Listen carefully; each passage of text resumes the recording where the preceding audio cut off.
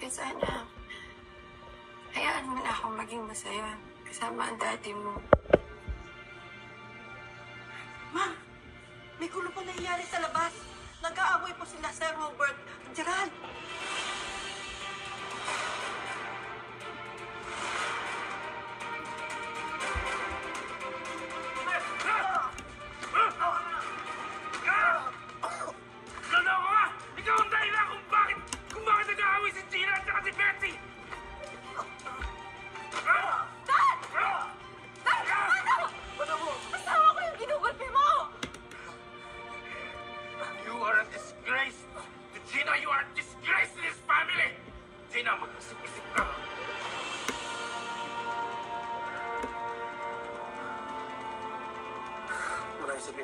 Are you okay? Wala na to. Okay lang ako. Okay lang ako. Sigurado ka? Kundi sakit lang po sila. Babalikan ka ta.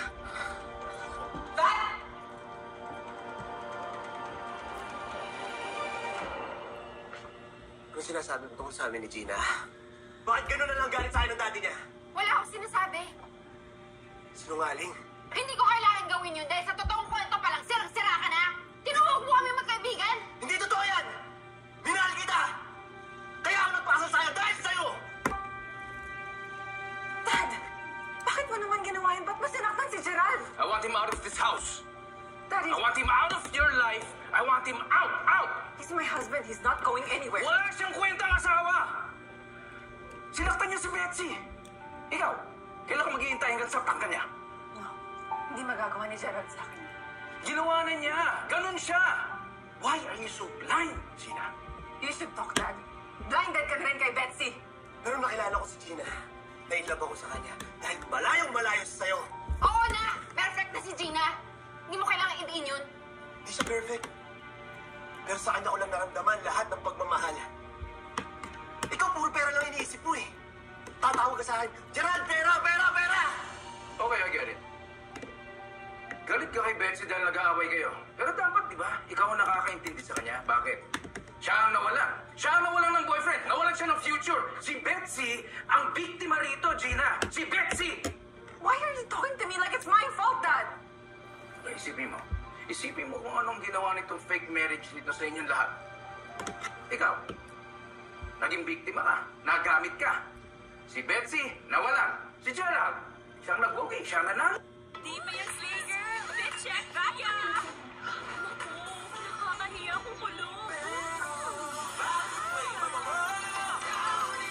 Kahit makapal, kahit hindi sa loob. Perfume mo all day. Don't miss it. KFC Flavor Shots deal at 80 pesos long. 2 to 5 p.m. Nalo. Nakuha niya yung green card niya. Nakuha niya yung prinsesa niya. Lahat yan, nag-away kayo ni Betsy. Nagawa ng suyot na yan. Siya ang dahilan. Ano ba? Bakit ba? Tinulungan din naman kita makarating sa Amerika. Di ba nag-ambag pa lang ako sa'yo? O ano? Di ba normal lang na gumulong ka sa mga gastusin dito? Akala mo ba di nakakarating saan pinagagawa mo dito? Akala mo di ko alam, pumaparty ka lang, nagsha-shopping, nagpapakalasing dito! Barya-barya lang yun, pero kung makareact ka, akala mo naman napakalaki. Dad, hindi lang si Gerald ang may gusto nito. Ginusto namin pareho. I know. I know. That's why it pains to see me na nag-aaway kayo ni Betsy. And I thank God, I'm just so grateful that your mother's not here to see all of these things happening. At kung makasalita ka, parang ang sama-sama ko, Dad. No! That's the point. Hindi ka nga masama. Na-influensya ka ng taong yun. He made you do something that you will normally not do, Gina. What I'm just trying to tell you, this Gerald is no good for you. He's a cheater! Dad, wala na sila ni Betsy nung ginawa namin yun. Wow! Gagawing excuse yun! Hindi namin pinlano, it just happened. Okay, then you have to think.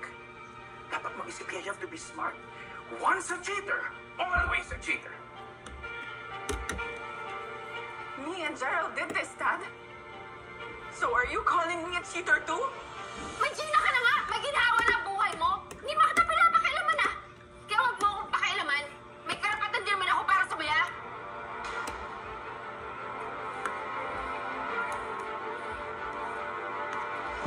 Pinagawan mo ng boyfriend si Betsy.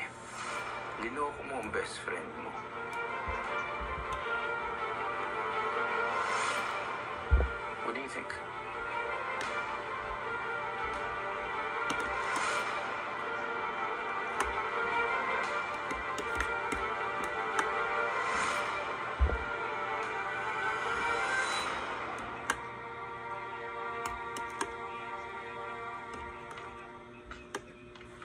Sinabi ko naman sa'yo, mahal, kaya dapat ako na kumausap kay Daddy.